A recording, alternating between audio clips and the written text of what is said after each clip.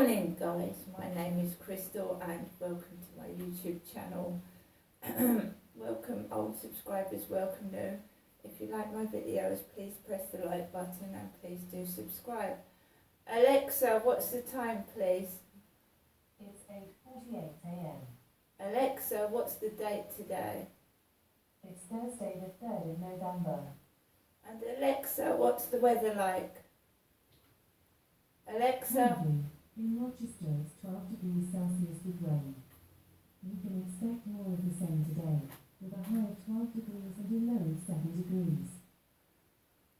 So at the moment the rain outside is coming down really, really hard. It's not whether I can take a little chihuahua out in here, get soaking wet. So we're going to wait till the rain's died down and see what happens. Here he is, he's come to say hello. Come on, up you come. Up. Come on, Max. Come on, So he's just come to say hello, basically. And so Nikki, come on, hello. It's my tortoiseshell cat coming out of the living room. So yesterday, my son brought me round some food to eat, which is nice. A couple of pasties and a croissant, so I'm going to have those. Had a nice, those chips in the cheese room, botanicals was very nice, and the mayonnaise was lovely. So I watched a film last night called I Want Candy. It's about a couple of guys that were like doing a film for a project, and it was going to be an ordinary film, but it turned out to be some kind of porn film. So it was going to be an ordinary film, but it turned out they popped into the film studios that was actually dealing with porn films, and their ordinary movie turned into a porn film. It was very, very funny, very, very hilarious, and it cheered me up as well because I needed something to make me laugh actually. So I watched I Want Candy. There's also a song called I Want Candy, which I like as well. A few of the actors I recognised in it, because it's an old film.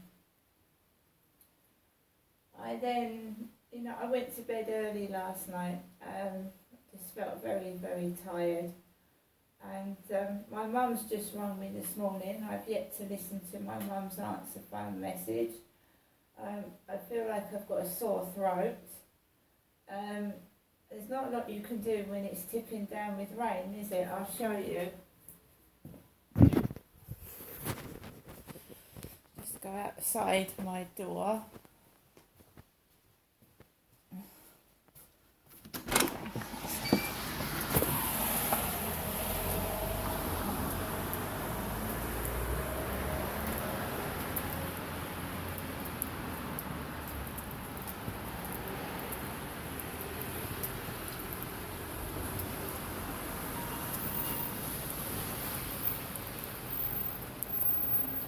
So my mum's just rung and it's absolutely tipping down with rain. You go back in because I don't want to get soaking wet on the balcony, it's dripping. It's not cold, I had the heating on for a bit. I'm going to take the phone back in the living room now. Go back into the living room, because that was the hallway. That's where Max was when I came back yesterday evening. He was in the hallway. Alexa, can you put LBC radio on? LBC London from Global Player. We had our time over Should England have said thanks, but we're not going to play football in Qatar? Thank you. All those years. If we had our time over, we'd made sure that we had a football association that was fit for purpose.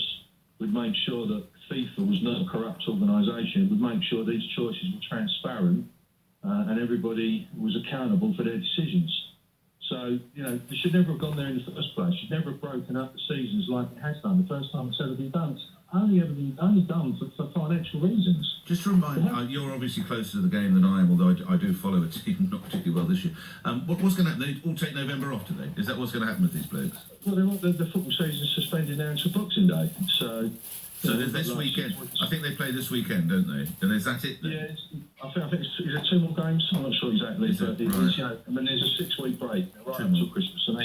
That's farcical. Sorry, pardon my ignorance here. And then do they play on beyond May then, next year? No, they just squeeze it in. They put ever more demands on these top-level athletes that basically are being treated like machines.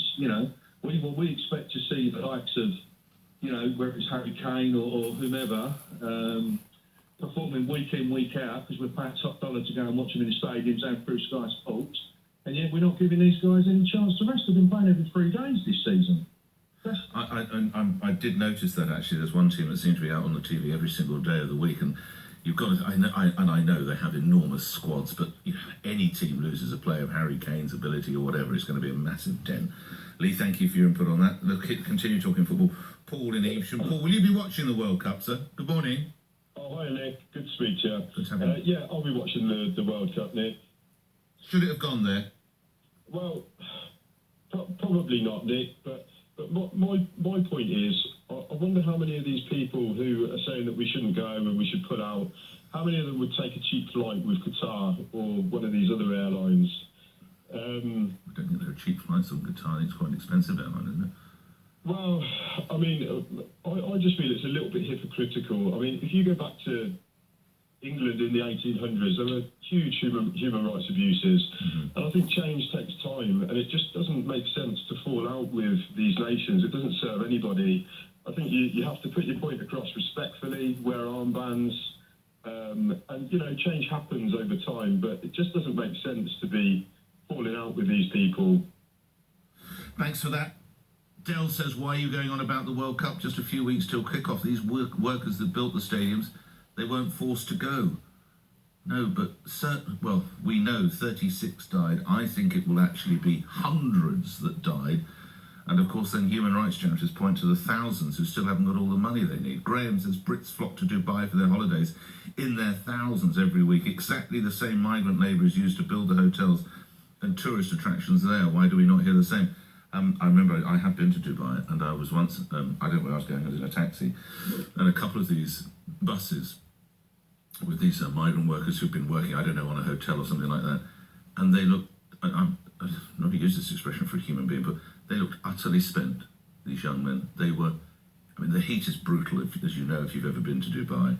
So they've been slaving away building hotels or swimming pools, I don't know what they've been, and obviously they were being bussed back from their site of work to the dorms or wherever they were kept. They looked absolutely beyond exhausted. Just looking out of these buses, your heart went out to these poor souls. And now you learn, of course, that in many instances they're coming to some of the poorest countries on earth just to make some dollars to try and get it home to their families. Hussein in Rochdale, you're on this point as well, Hussein. You want to talk Dubai, do you? Good morning. Alexa. Yeah, hi, yeah. Alexa, stop. Right, guys. So my son brought me these round. I've got 2 older sons.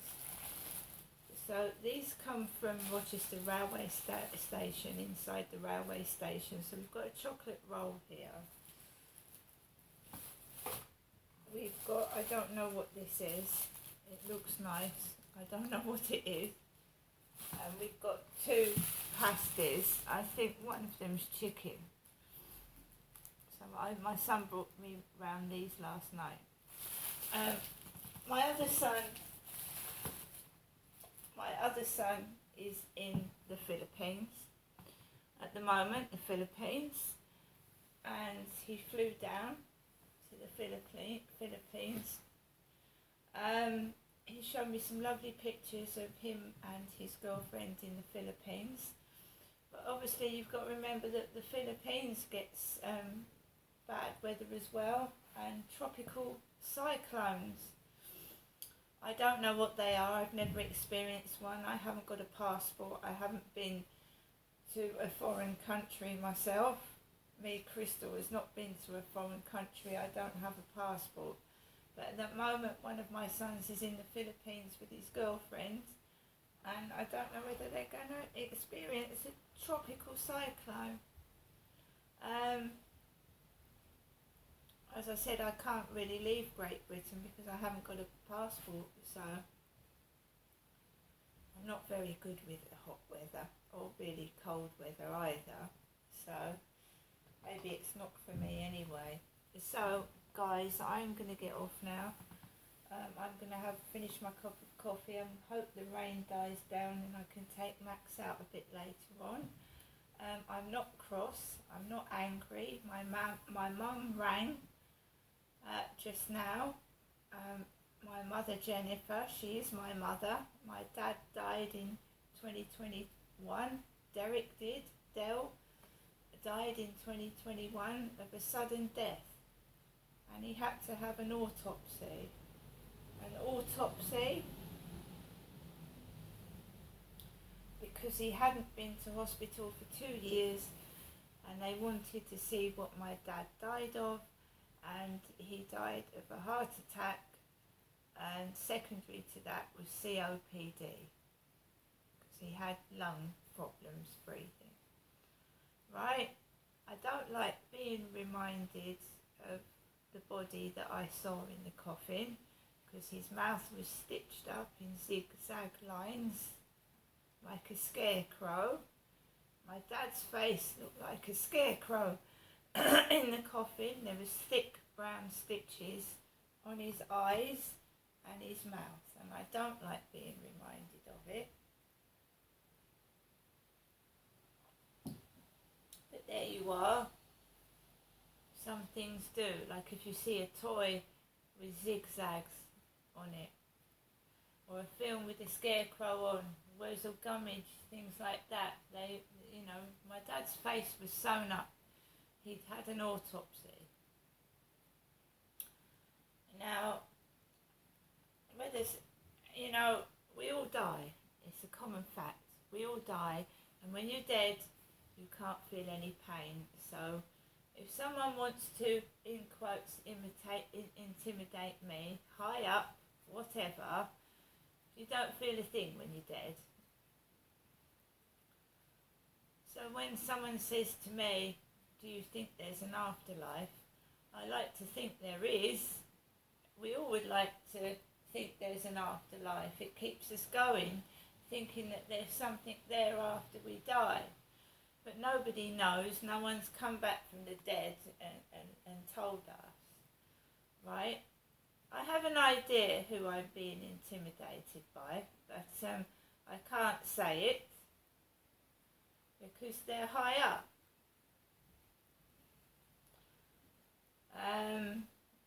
I'm just a human being that's fighting to get justice for me and my then children years ago, okay? I know what I'm dealing with, and if I have to face blackness, I face blackness, but I'm not going out of this world being a coward, I can assure you. See you later.